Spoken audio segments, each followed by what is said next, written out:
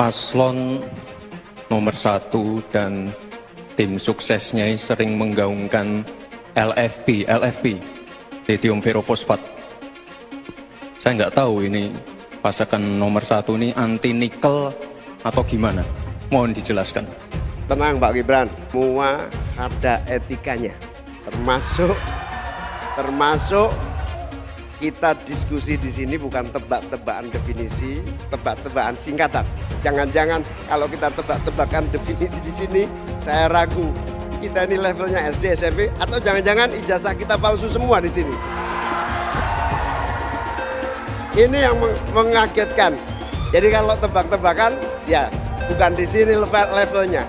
Di sini adalah kebijakan kita untuk memimpin negara. Prinsipnya sederhana. Semua kembali kepada etika Pak Gibran. Etika, sekali lagi etika. Bagaimana Gus? Cukup? Saya jelaskan juga nggak apa-apa. Singkatan dan terminologi mohon dijelaskan. LFP, lithium ferrofosfat. Tadi sudah saya bilang kan, apa? Lithium ferrofosfat. Itu sering digaungkan Pak Tom Lembong itu. Lithium ferrofosfat. Ini agak aneh ya, yang sering ngomongin LFP itu tim sesnya, tapi cawapresnya nggak paham LFP itu apa. Kan aneh. Sering bicara LFP, lithium ferrofosfat. Tesla nggak pakai nikel. Ini kan kebohongan publik, mohon maaf. Tesla itu pakai nikel, Pak. Dan kita sekarang, Indonesia itu adalah negara yang punya cadangan nikel terbesar sedunia. Ini kekuatan kita, ini bargaining kita. Saya nggak tahu ya, Pak Tom Lembong dan tim sesnya sering nggak diskusi dengan cawapresnya. Masa cawapresnya nggak paham? Aneh loh. Situasi yang mirip Pilgub DKI 2017 sepertinya terjadi lagi sekarang. Karena para kelompok garis keras itu tahu Ganjar jauh lebih keras dari Jokowi kalau masalah radikalisme. Dengan isu radikalisme saja cukup menghancurkan nama Anies. Apalagi sekarang Abu Bakar Ba'asyir, tokoh garis keras, secara terang-terangan mendukung Anies. Selalu membaca konteks ya. Kalau kita mendengar statement-statement dan pidato Pak Prabowo, ini kan pasca debat memang selalu mengarah kepada Anies Baswedan. Ada calon yang ngomong ngasih skor 11 dari 100. Emang gue pikirin. Itu yang pertama. Baru kemudian soal ucapan kebaikan yang kemudian dibalas dengan air tuba, kemudian dianggap malin kundan dan seterusnya. Bagi saya, Pak Prabowo hanya ingin menegaskan bahwa Anies bisa jadi gubernur tak lepas dan tak bukan hanya karena jasanya Pak Prabowo. Prabowo Subianto itu ingin mengatakan bahwa Anies itu adalah orang yang tak tahu terima kasih kepada Prabowo. Tak tahu terima kasih. Itulah yang disebut dengan air susu dibalas air tuba. Harus dipertegas itu buat Pak Anies. Kalau hal yang sudah lunas, jangan diungkit-ungkit lagi ini macam apa gitu. Dulu kau ku kasih ini, dulu kau ku kasih ini. Sorry gitu loh. Jangan cuman omon. Buat saya, Anies Baswedan ini benar-benar keterlaluan. Dia berulang kali menyampaikan kebohongan. Jadi bukan fakta keliru, tapi bohong. Dan semua dia tujukan untuk menjatuhkan Prabowo. Dia misalnya menuduh bahwa anggaran 700 triliun rupiah Kementerian Pertahanan digunakan untuk beli alutsista bekas. Pada saat separuh tentara kita tidak memiliki rumah dinas. Ini bohong banget. Pertama-tama, anggaran yang dimaksud Anies itu anggaran tahun berapa? Alokasi anggaran Kemenhan tahun lalu misalnya hanyalah sekitar 134 triliun rupiah. Jadi jauh banget dari angka 700 triliun rupiah yang disebut Anies. Ya, sengaja dengan mengutip, saya hanya mengulang kata-kata Pak Jokowi di masa lalu. Pak Jokowi dulu nggak tahu persis hartanya Pak Prabowo. Tapi hari ini, negara tahu persis hartanya Pak Prabowo karena dia pejabat negara. Ada laporan kekayaannya dan itu bisa diperiksa. Dan Mas Anies dengan sengaja menginsinuasi Pak Prabowo demi menghasut prajurit. Prajurit, itu Menteri Pertahanan Anda sekarang punya tanah sekian hektar, sementara Anda nggak punya rumah. Itu yang disebut oleh Pak Prabowo ingin menghasut. Kalaupun ada keluarga Pak Prabowo yang punya penguasaan lahan yang luas, tapi itu kan HGU, hak guna usaha di Kalimantan misalnya. Itu kan untuk jadi perkebunan mungkin. Ada yang jadi pertambangan mungkin. Emang kebun bisa dijadikan perumahan prajurit kan nggak bisa. Jadi terang-terang ini buat menghasut. Kita semua menyaksikan Pak Anies dalam 2 debat sangat agresif melakukan serangan ke Pak Prabowo dengan berbagai cara mulai dari kebohongan sampai fitnah. Pokoknya Pak Anies itu totalitas banget untuk menjatuhkan nama Pak Prabowo di depan seluruh masyarakat Indonesia. Dalam debat itu ada banyak kebohongan dan fitnah dari apa yang disampaikan oleh Pak Anies. Kita semua udah tahu itu. Tapi yang buat saya heran adalah mengapa Pak Anies bisa ya terpikir untuk menggunakan cara-cara kotor kayak gitu. Kalau Pak Anies dari awal sudah tahu bahwa Pak Prabowo seburuk yang selalu Pak Anies gambarkan, kenapa juga Pak Anies minta tolong dan dukungan ke orang yang hari ini Pak Anies selalu jatuhkan? Saya jadi berpikir, mungkin buat seorang Anies Baswedan, baik dan buruk itu hanya soal kepentingan aja. Kalau Pak Prabowo Menteri Pertahanan rate-nya 11 dari 100, itu kalau berarti kan antara dari 1,1 per 10 ya, kecil sekali loh itu Pak. Berkira-kira nih, berapa rate seorang menteri yang dipecat? Yang disampaikan oleh Mas Anies itu kebohongan, itu fitnah, sumbernya tidak jelas, bohong dan sebagainya. Saya lanjut ke Pak Anies dan ini paling banyak bohongnya, ya, paling banyak bohongnya. Ini bengis sekali ini pernyataan, bengis dan jahat. Hanya untuk tujuan menjatuhkan Pak Prabowo, kemudian menggunakan data palsu dan bohong. Dan publik itu sudah mendengarkan pernyataan bohong itu. Dan sebagian publik itu sudah mengkonsumsi pernyataan bohong itu. Dan itu berbahaya. Itu pernyataan bohong yang luar biasa. Saya lupa bilang, walau terlambat, mau mengucapkan terima kasih kepada Pak Prabowo Subianto, di mana Pak Prabowo pernah menggadaikan tanah pribadinya untuk mengusung dan membantu Pak Anies jadi gubernur.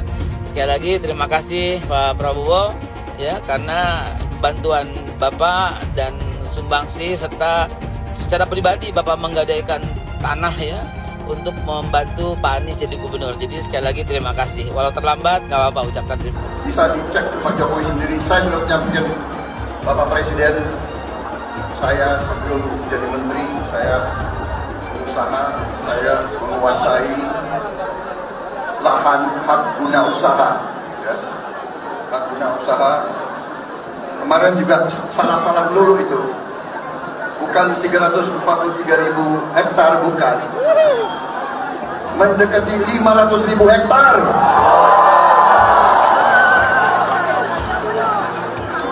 Dia mau ejek, mau menghasut, dia mau bikin rakyat benci sama saya, padahal Pak Jokowi ada saya di istana 2,5 tahun yang lalu, saya sudah serahkan tanah itu kepada negara.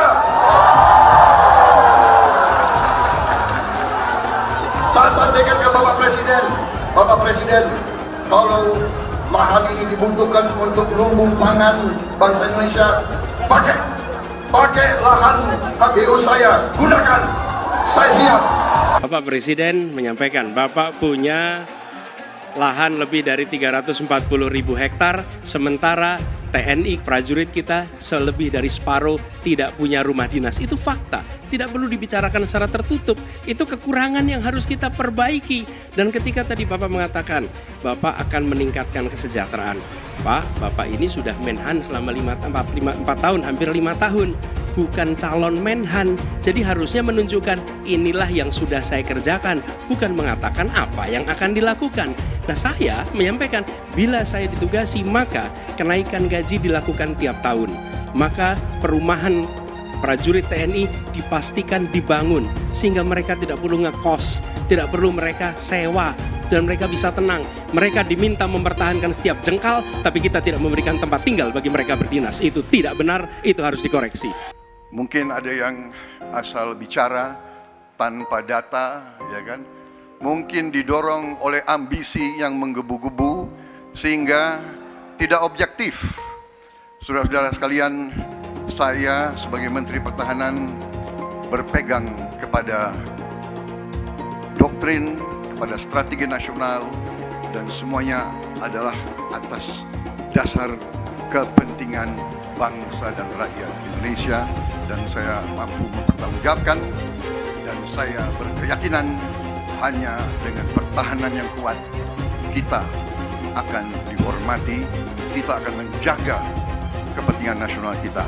Tanpa kekuatan militer, sejarah peradaban manusia mengajarkan bahwa bangsa itu akan dilindas seperti di Gaza sekarang ini. Akan diambil kekayaannya, akan diusir dari tanah airnya. Tidak bisa tidak, kita harus kuat. Kita harus kuat.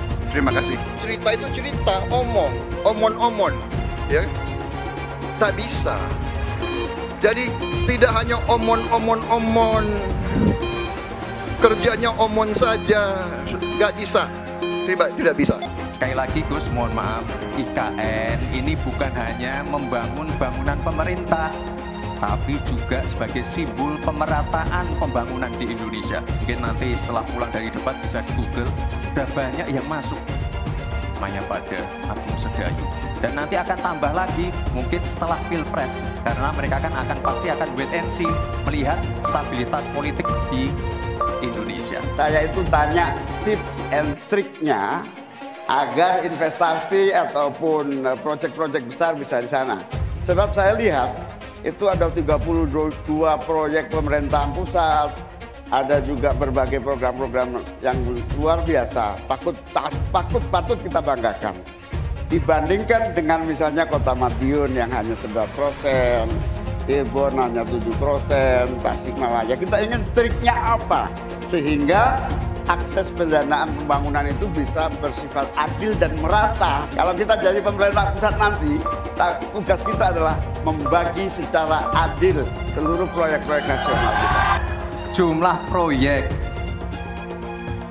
jumlah anggaran yang digelontorkan ke Solo sebelum saya jadi wali kota itu lebih besar. Saya tahulah ini arah pertanyaannya kemana. Tapi yang jelas ini Gus, apa yang sudah dibangun, yang kita lihat bukan bangunan fisiknya saja, tapi kita lihat impact-nya ke warga. Bangun masjid menggunakan CSR dari Abu Dhabi. Impact-nya apa? UMKM kita sekarang melesat, wisata kita melesat. Kemarin waktu Idul Fitri, kunjungan wisatawan ke Solo melebihi Jogja. Itu impact-nya. Kita juga harus berkolaborasi, tidak semuanya pakai APBN.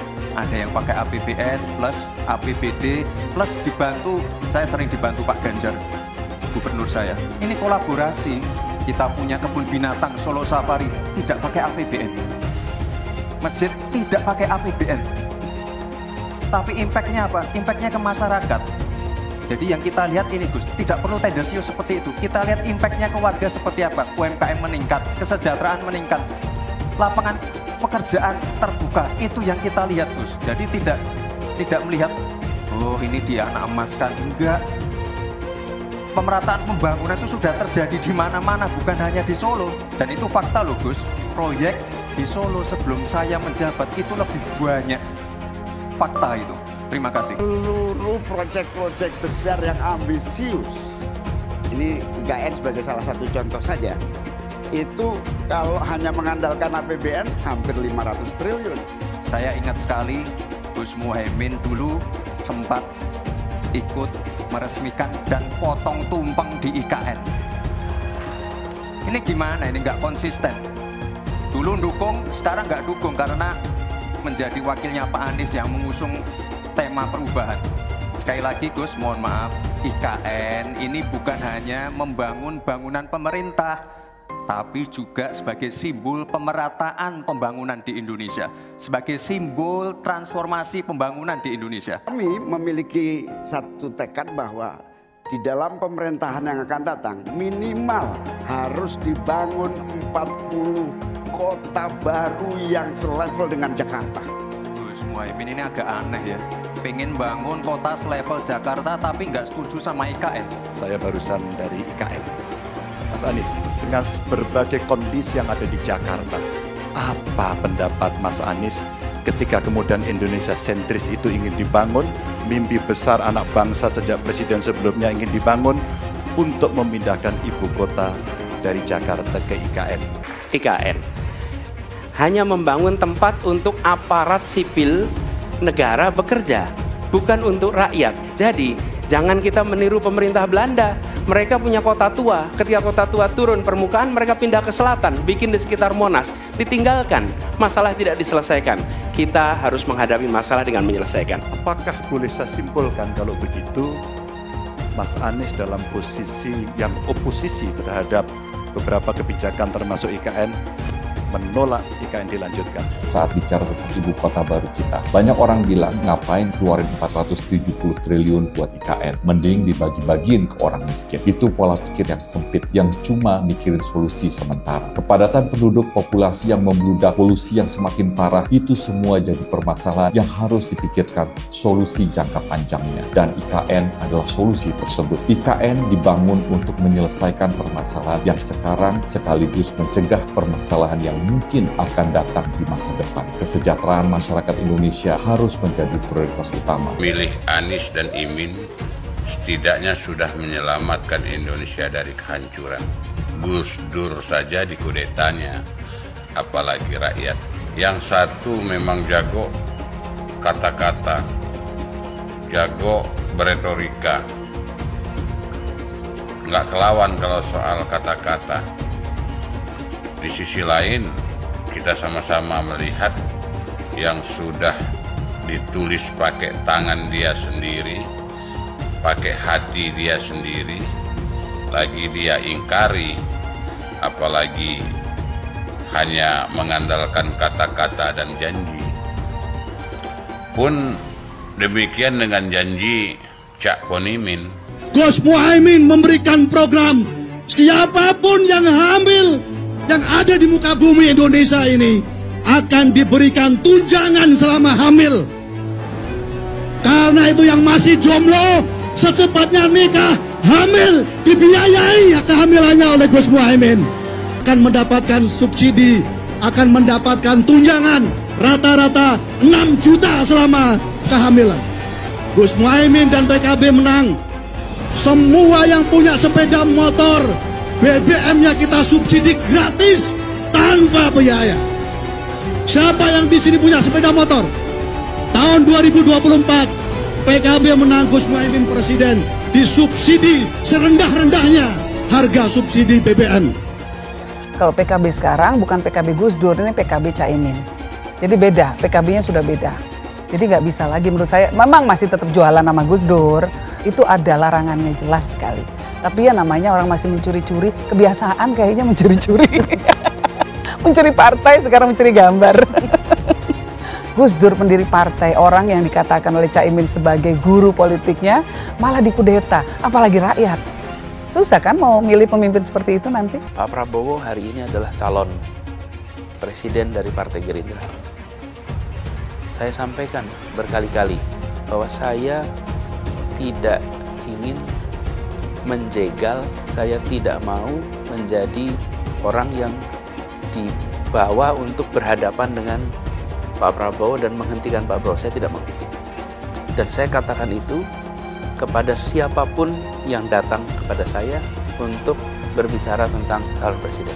Yang nanti anak saya dan anak-anak saya akan ingat itu.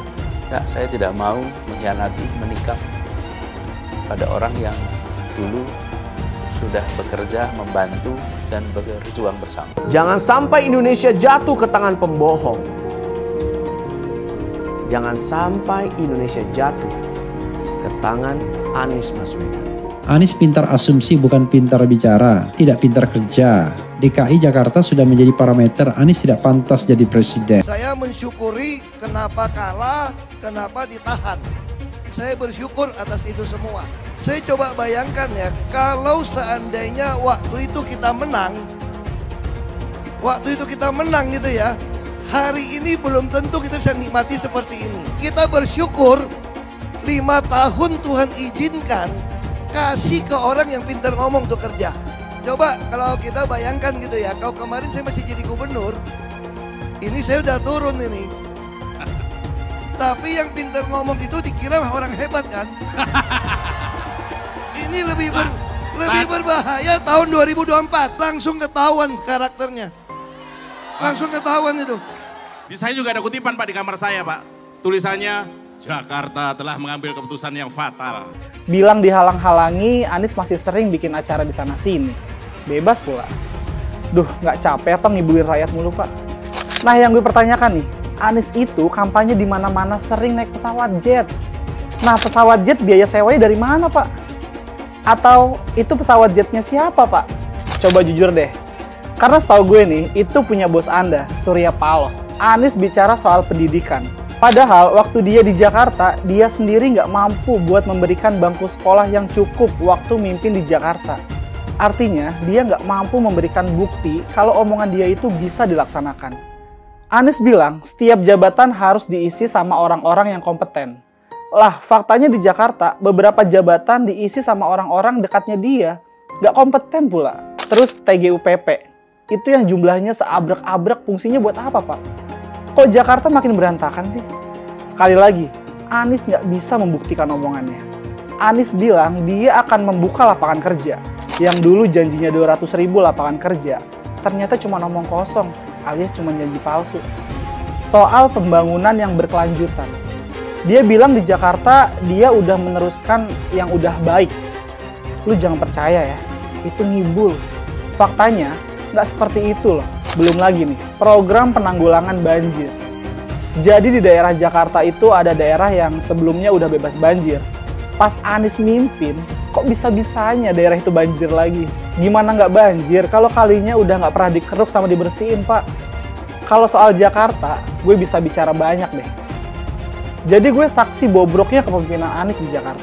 Dan gue bisa pastiin, omongan manisnya Anies soal apa yang dia lakukan waktu mimpin Jakarta itu banyak ngibulnya. PKI yang kita harapkan, Anies Baswedan yang begitu jelas Islamnya, 4 tahun 8 bulan jadi gubernur. Mana peraturan pergub saja yang melarang miras? Mana perda Islam apalagi? Yang akhirnya tidak berani juga menegakkan hukum. Banjir tetap banjir, macet tetap macet, kriminalitas Jakarta. Anda tahu, 2 menit sekali terjadi pencurian. Sekarang orang sedang euforia, dia mau dicapreskan. Bagaimana umat terjebak lagi, bodoh lagi, masuk lagi. Kalau misalnya memang Anies itu mau maju dan dia tekad mau menegakkan hukum Islam dan menyatakan perlawanan, saya penuh. Tapi dia tidak lakukan itu. Bapak Politik Identitas Indonesia Anies Baswedan, Bapak Intoleransi Indonesia Anies Baswedan. Jangan lupakan, jangan terlena, jangan sampai dia pecahkan kita dengan dagangan ayat dan mayatnya. Air itu turun dari langit, turunnya ke atap rumah langsung sumur bor, bukan ke sungai dan ke laut. Jangan hanya konsentrasi pada pembangunan benda-benda mati yang indah difoto dan bisa ditunjukkan dalam 5 tahun hasilnya. Kalau kita mau menilai sebuah janji, maka lihat janjinya, lalu lihat kenyataannya. Dulu janjinya apa ya? Dan ini aneh, betul-betul aneh. Ini bukan kampanye, tapi saya sampaikan sini. Di satu sisi menyiapkan jalur-jalur air untuk dikirim ke laut, di sisi lain di lautnya dipasang dengan pulau reklamasi, tinggal tunggu waktu jadi rob, air balik. Dan ini melawan sunnatullah. Kenapa? Air itu turun dari langit ke bumi, bukan ke laut. Harusnya dimasukkan ke dalam bumi, masukkan tanah. Di seluruh dunia air jatuh itu dimasukkan ke tanah. Bukan dialirkan pakai gorong-gorong raksasa ke laut. Jakarta telah mengambil keputusan yang fatal. Bukan banjir, itu memang parkir air. Bukan banjir, itu memang parkir air. Masyarakat berkeliling dengan membawa toa untuk memberitahu semuanya, termasuk sirine. IKIBON 82 miliar. Apa alat transportasi yang dimiliki oleh hampir setiap orang? Alat transportasi yang dimiliki semua orang adalah kaki. Kalau seandainya orang Jakarta percaya Pak Anies jadi gubernur pun, saya berani jamin kok dia akan lakukan normalisasi yang sama seperti saya lakukan kok. Nggak usah bohong lah. Tapi ketika air sampai di muara, maka siap untuk dipompa ke laut. Pancasila Soekarno, ketuhanan ada di pantai. Anak Tuhan dari mana? Kalau Yesus anak Tuhan, bidangnya siapa? Gue dulu besok di seluruh wilayah Indonesia akan katakan damai. Iblis hanya menggoda orang yang beriman. Makanya jarang-jarang orang kafir kerasukan setan. Yang kerasukan setan itu orang baik-baik. Jarang, saya belum pernah nengok Cina kerasukan setan. Pernah tak Ahok itu kerasukan setan? Enggak, setan ya. Karena sesama setan dilarang saling menggoda. Karena di salib itu ada jin kafir. Karena di salib itu ada jin kafir. Karena di salib itu ada jin kafir. Haleluya. Kepalanya ke kiri apa ke kanan? Kepalanya ke kiri apa ke kanan? Kita percaya salib itu lambang mulia, bukan jin. Kok ketawa? Aku nggak nyindir siapa-siapa loh. Saya nggak pernah mundur untuk kebenaran, keadilan, kejujuran. Dan peri kemanusiaan, gue nggak pernah mundur. Dan gue nggak pernah takut juga sama lu. Siapapun yang rasis, gue akan hadapin. Gue bilang. Karena rasis itu tidak berperi kemanusiaan. Sama saya ditanya dulu kan, kamu nyesel nggak statement kamu di Pulau Seribu sehingga masih masuk penjara? Tidak pernah nyesel. Karena saya mengatakan kebenaran. Anies menuduh Jokowi melakukan penjagalan. Padahal Anies lupa pada rekam jejaknya sendiri di tahun 2017, di mana Anies melakukan penjagalan terhadap Ahok. Semua cara dilakukan, termasuk melakukan politik identitas berbasis agama, sampai-sampai menggunakan kelompok FPI, HTI, dan kelompok intoleran lainnya. Sudah barang pasti, Anies tidak akan melanjutkan program-program Jokowi. Legasi-legasi dari Pak Jokowi akan dihancurkan oleh Anies. Programnya akan diacak-acak oleh Anies Baswedan. Lihat Jakarta, hancur semua. Semisalnya Anies menang, maka Ibu Kota Baru atau IKN nggak akan jalan. Pembangunan akan di-stop. Kita bisa melihat rekam jejak Anies saat menjabat di Jakarta selama 5 tahun. Tidak ada satupun janji yang dipenuhi dan tidak ada kinerja yang bisa dibanggakan. Dari DP 0%, OKOC, kelebihan bayar, Formula E, banjir, sumur resapan, jalan rusak, dan gonta-ganti nama jalan. Jika Anies menang, maka FPI dan HTI, Ormas Khilafah, akan kembali. Apa kita mau Pancasila diganti oleh Khilafah? Bagian Indonesia Timur yang mayoritas non-muslim pasti tidak akan setuju dengan Khilafah. Mungkin Indonesia akan bubar jika Anies memimpin. Perkataan Ahok sudah terbukti dan Jakarta sudah menjadi korban. Jangan biarkan Indonesia menjadi korban kibulan Anies Baswedan. Sampai pertengahan itu, saya hadir sendiri di situ. Saya pikir Gibran luar biasa. Gibran datang sebagai juara bertahan. Ya, Gibran show sebelumnya kan? Ya, dari yang sebelumnya. Ada beban ya, karena juara bertahan. Kalau dia terlalu semangat, dia akan ofensif. Dan terjadilah yang tadi malam. Karena kita ngambil dua contoh. Pada waktu Pak Prabowo tampil saja, dia dari belakang gini-gini. Waktu dia tampil pun, dia juga gini-gini. Kemarin mulai saja dia sudah keluar dari podium. Kemudian mulailah beberapa hal yang nanti kita bahas khusus ya. Antara lain bawa nama Pak Tom Lembong. Kan Cak Imin dulu kan? Mulai itu sudah langsung tentang 500.000 hektar. Food estate. Langsung ofensif ya? Iya langsung yang kemudian juga Prof Mahfud juga food estate dari awal gitu ya. Sudah 1-2. Tiki-takanya, tiki-taka itu maksud saya ada orang di sini yang berdua doang yang ngomong 2 kali itu. Iya kan? Sama dong kayak kejadian debat itu 1 kali, yang ini 2 kali kemarin ya. Jadi apakah itu ada kaitannya nanti dengan koalisi putaran kedua atau enggak? Ini persoalannya jadi nggak putaran kedua itu kan? Atau 1 putaran. Nah lepas dari itu mereka kemarin karena ini debat cawapres yang terakhir kan kita bilang di sini all out.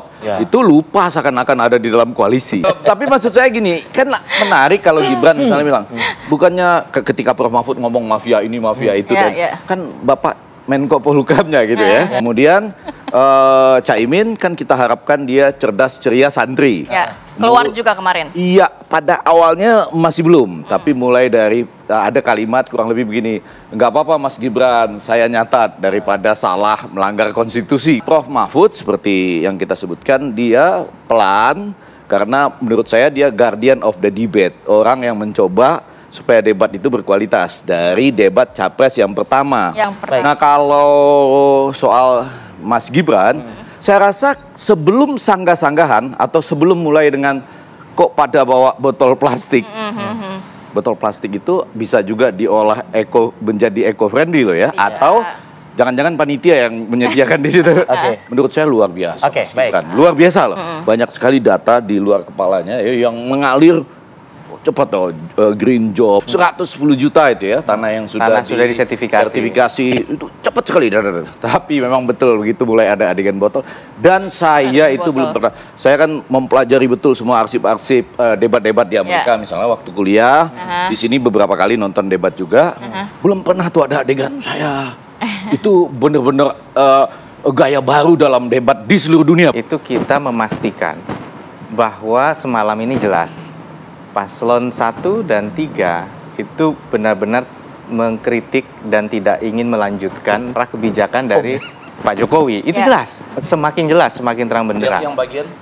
Ya banyak sekali, dari mulai reforma agraria dibilang salah arah, dari bilang pangan, dari bilang masalah energi hijau. Nah, ini yang paling penting maksudnya, bahwa pada saat kita beradu negosiasi di tingkat global, itu benar-benar butuh kegigihan untuk mempertahankan posisi Indonesia. Misalnya, kita tidak mau lagi ekspor barang mentah. Habis kita dihajar melalui WTO, tapi kita tetap firm. Sehingga akhirnya kita bisa menjaga nilai tambah di dalam negeri. Nah, kenapa greenflation atau LFP ini bukan pertanyaan gimmick? Kenapa? Karena apa? Karena tadi penting bahwa ini adalah arah. Kita bicara peningkatan penerimaan negara dari 3 miliar dolar menjadi 33 miliar dolar. Artinya kita bicara hampir 450 triliun penerimaan negara. Topik semalam itu topik yang luar biasa penting. Karena kita bicara mengenai pembangunan berkelanjutan, pilihan-pilihan besar yang harus dibuat bangsa ini. Jadi kita semua tahu bahwa terminologi itu punya potensi untuk dianggap sebagai sebuah pertanyaan jebakan. Tapi nggak mungkin lah tim ataupun Mas Gibran mencoba menggunakan the same strategy 2 kali. Apakah lawan terpancing untuk menganggap bahwa ini kembali menjadi pertanyaan jebakan atau menjawab substansi, sehingga meremehkan kepentingan substansi dari pertanyaan itu. Dan di sini saya melihat ternyata berhasil. Nah, yang kemudian masalah LFP. Nah, LFP ini digaungkan oleh tim 01. Gitu. Dan dia melalui harus diingat, debat ini adalah panggung yang paling utama untuk menyampaikan gagasan. Itu yang paling penting. Sehingga momen yang sangat berharga setiap detik harus bisa benar-benar efektif tersampaikan ke pikiran. Ini bukan isu main-main. Jadi sekali lagi, nggak mungkin jebakan. Kita yang harusnya menjaga marwah bangsa di kancah internasional dengan potensi yang kita miliki, itu dipotong sendiri oleh saudara sebangsa setanah air dengan mengatakan bahwa ini sudah kalah dengan teknologi yang bahan bakunya lebih banyak dimiliki negara lain. Masyarakat ingin tahu pada saat sebuah isu dilempar yang ada di top of mind pemimpinnya apa. Karena ini paling penting, yang ada di top of mind Pak Jokowi, Pak Prabowo, dan Mas Gibran adalah kehati-hatian dalam menerapkan prinsip hijau. Kita akan ambil elemen energi atau ekonomi hijau yang kita punya comparative advantage, keunggulan komparatif. Artinya apa? Bahwa kita pengen publik jangan ngantuk loh pas dengerin ini. Ini penting, jangan ngantuk. Lihat 3 pemimpin ini, lihat substansinya, kebijakan mana yang ada di arah yang benar. Itu yang paling penting. Saya mau nanya, coba sebutkan, apa sih yang membuat kalian senang terhadap Anies? Apa sih kelebihannya? Apa sih yang sudah dilakukan sesuai dengan janjinya? Saya yakin kalian tidak bisa menjawab ini. Tolong tuliskan satu saja kelebihan Anies Baswedan di kolom komentar. Jokowi takut legasinya dirusak Anies Baswedan. Lihat Jakarta, hancur semua. Publik menyoroti sejumlah gerakan yang dilakukan oleh Joko Widodo alias Jokowi di Indonesia. Hal tersebut merupakan respon yang cukup wajar. Hal tersebut karena adanya ketakutan dalam Jokowi. Presiden menurutnya di tengah kelimpungan dengan adanya kemungkinan bahwa kemenangan yang diraih oleh Anies Baswedan. Hal tersebut dapat berujung pada hancurnya sejumlah program dari Jokowi. Hal tersebut jelas terjadi karena penerus kekuasaan kepala negara bukan dari kelompok Pak Jokowi. Lihat saja misalnya di Jakarta. Anies menghancurkan semuanya. Legasi-legasi dari Pak Jokowi akan dihancurkan oleh Anies. Programnya akan diacak-acak oleh Anies Baswedan. Wajar-wajar saja jika Jokowi dalam pusaran ketakutan ketika masa kekuasaan berakhir di tahun 2024. Sudah barang pasti, Anies tidak akan melanjutkan program-program Jokowi. Semisalnya Anies menang, maka Ibu Kota Baru atau IKN nggak akan jalan. Pembangunan akan di-stop. Legasi-legasi Jokowi akan hancur. Anies menuduh Jokowi melakukan penjagalan. Padahal Anies lupa pada rekam jejaknya sendiri di tahun 2017, di mana Anies melakukan penjagalan terhadap Ahok. Semua cara dilakukan, termasuk melakukan politik identitas berbasis agama, sampai-sampai menggunakan kelompok FPI, HTI, dan kelompok intoleran lainnya. Anies Baswedan sampai nekat berkoalisi dengan ormas preman berjubah agama. Di tahun 2024, Anies Baswedan akan kembali menggunakan strategi di tahun 2017. Kelakuan-kelakuan relawan Anies yang menjalankan strategi ini masih pakai pola yang lama. Pola yang lama berupa membangun opini negatif terhadap pemerintah dan Komisi Pemilihan Umum. Curangan Anies lainnya adalah melakukan kampanye sebelum waktunya, di mana dia mengganti namanya menjadi head start untuk membingungkan publik. Atau kecurangan Anies Baswedan yang menggunakan jet pribadi saat kampanye di mana-mana. Berapa kecurangan dari biaya kampanye yang menggunakan jet pribadi? Apakah ini datang dari korupsi BTS yang dilakukan oleh Menkominfo dari Partai Nasdem? Tak main-main kecurangan maling atau korupsi yang dilakukan oleh Johnny G. Plate adalah sebesar 8 triliun rupiah. Suka tidak suka, senang tidak senang, sadar atau tidak sadar, pola Anies Baswedan ini sudah basi. Nampaknya para relawan Anies sudah tak punya cara atau metode lain dalam berkampanye sehingga memainkan strategi playing victim. Memang basi sih strategi ini, tapi sangat terbukti ampuh, apalagi jika ditambahkan dengan jualan isu agama. Tampaknya sih sulit menjual isu agama karena ketiga bakal calon mempunyai agama yang sama. Ataukah mereka akan bikin heboh lagi dengan menyebarkan hoax bahwa Ganjar akan diisukan sebagai seorang yang beragama kafir? Atau mungkin mereka akan membuat hoax bahwa Ganjar adalah anak PKI, ataukah Ganjar Pranowo adalah keturunan non-muslim? Kita bisa melihat rekam jejak Anies saat menjabat di Jakarta selama 5 tahun. Tidak ada satupun janji yang dipenuhi dan tidak ada kinerja yang bisa dibanggakan. Dari DP 0%, OPOC, kelebihan bayar, Formula E, banjir, sumur resapan, jalan rusak, dan gonta-ganti nama jalan. Diketahui Anies pun masih berhutang 100 miliar kepada Sandiaga Uno, dan sampai saat ini belum dibayarkan. Untuk jadi gubernur saja, Anies sampai berhutang 100 miliar kepada Sandiaga Uno, dan belum dibayarkan. Apalagi jadi presiden, berapa triliun yang akan Anies hutangkan? Dan bagaimana Anies bisa membayar utang triliunan itu? Apakah Indonesia siap untuk dijual? Jika Anies menang, maka FPI dan HTI, Ormas Khilafah, akan kembali. Apa kita mau Pancasila diganti oleh Khilafah? Bagian Indonesia Timur yang mayoritas non-muslim pasti tidak akan setuju dengan Khilafah. Mungkin Indonesia akan bubar jika Anies memimpin. Perkataan Ahok sudah terbukti dan Jakarta sudah menjadi korban. Jangan biarkan Indonesia menjadi korban kibulan Anies Baswedan. Begitu saja opini saya tentang Anies Baswedan. Bagaimana opini kalian? Tuliskan di kolom komentar. Pastikan kalian semua menekan like di video ini. Dan jangan lupa bagikan video ini ke teman dan family Anda supaya mereka semua mengetahui tentang informasi ini. Tekan tombol subscribe dan bunyikan lonceng notifikasi supaya kamu tidak ketinggalan.